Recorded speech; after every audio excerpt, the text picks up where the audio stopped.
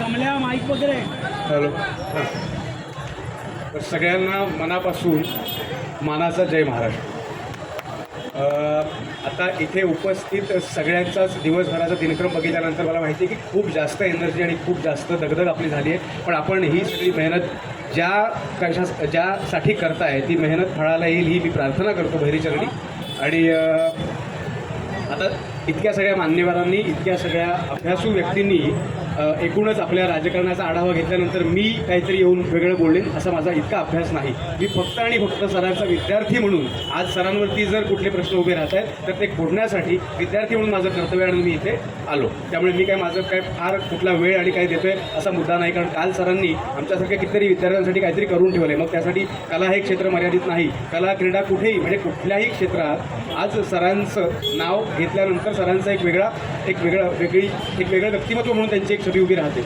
तर मतदार म्हणून या सगळ्या दृष्टीने या सगळ्या गोष्टीकडे एक मतदार म्हणून बघताना मला एक 2-3 मुद्दे महत्त्वाचे वाटतात. ते म्हणजे पहिला मुद्दा प्रश्न.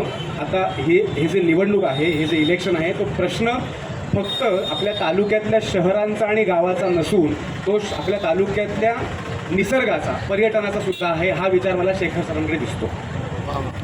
हा विचार मला अन्य कुठे नाही, फक्त शेखर सरांकडे दिसतो. मी बोलतोय जे ते फक्त आणि फक्त टाळ्या मिळवण्यासाठी नाही तर आपली सहमतीसुद्धा हवी. कारण आपण उद्या इलेक्शनसारखा आपला एक अधिकार जर बजावणार आहोत तर आपण इलेक्शन का करतोय, म्हणजे कोणाला करतोय आपण ठरलंय, पण का करतोय हेही आपल्याला सांगायचं आहे. आपण निवडलेला उमेदवार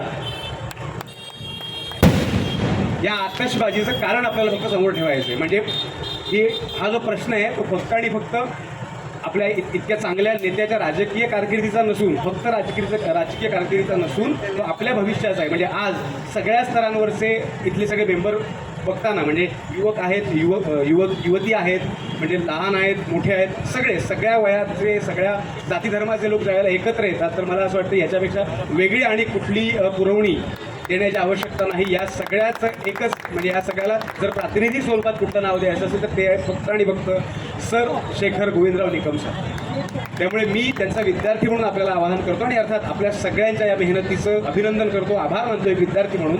आणि मी तेच आता इथे उपस्थित सगळ्या युवतींना किंवा युवकांना सांगेन की आपल्या भविष्याचा प्रश्न आहे. म्हणजे सरांकडे आज कृषीपूरक लघुउद्योग या अशा संकल्पनेला सुद्धा विचार करताना सर दिसतात. इथे दुसरीकडे कुठे तो विचार दिसत सुद्धा नाही, किमान विचार पण दिसत.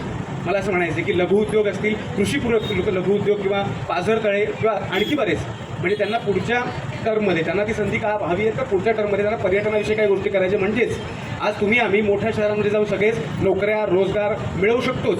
अर्थात ज्याला त्याला ज्याच्या त्याच्या कुवतीनुसार क्षमतेनुसार जगाच्या पाठीवर कुठेही काम करता येईल. पण गावसुद्धा कोणीतरी सांभाळणार आहे तर त्या गावं सांभाळणाऱ्या लोकांकडे आपल्याला लक्ष द्यायचं आहे, कारण आपलं गाव आहे. आणि म्हणून शेखर निकम सरांव्यतिरिक्त मला दुसरा कुठलाही पर्याय दिसत नाही. म्हणून आपल्या सर्वांचे मनापासून आभार की आपण सगळेजण शेखर सरांच्या मागे, शेखर सरांच्या सोबत आहात आणि दिवसरात्र मेहनत करत आहात.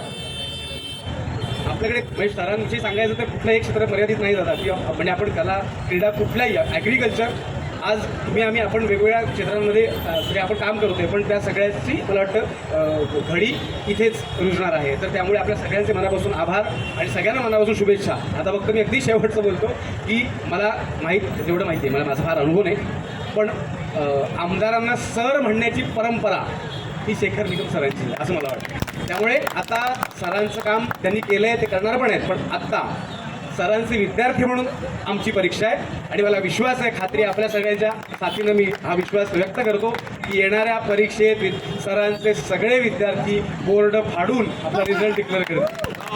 त्याच्यापेक्षा वेगळं बाकी आता आपण आणखी जे वाढीव आहे ते आपण आपल्या जल्लोषाच्या कार्यक्रमात बोलू. चलो, एवढे बोलून माझे मनोगत थांबवतो आणि आपल्या सगळ्यांना पुन्हा एकदा शुभेच्छा देऊन काळजी घ्या, धमाल करा. आणि आपले सगळे जे पोलीस बांधव आहेत इथे आपल्या रॅली संपन्न होण्यासाठी ज्यांनी सहकार्य केलं त्यांचं सुद्धा मनापासून आभार सर. आपण सुद्धा खूप मनापासून आम्हाला सहकार्य करताय. आपले मनापासून आभार, कारण आपण आपले महत्त्वाचे मेंबर आहात आणि आम्हाला त्याची पूर्ण जाणीव आहे, कारण तेच आमच्या सरांचे संस्कार आहेत. तर आता शेवटचं आणि महत्त्वाचं, येणाऱ्या 20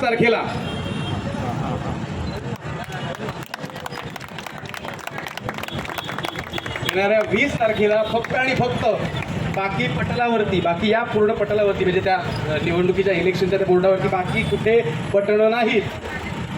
फक्त आणि फक्त बटन नंबर 2 निवडून येणार कोण? कोण आला रे, कोण आला? गर्जना झाल्या, डरकाळी देण्याची वेळ आहे. जय हिंद, जय महाराष्ट्र.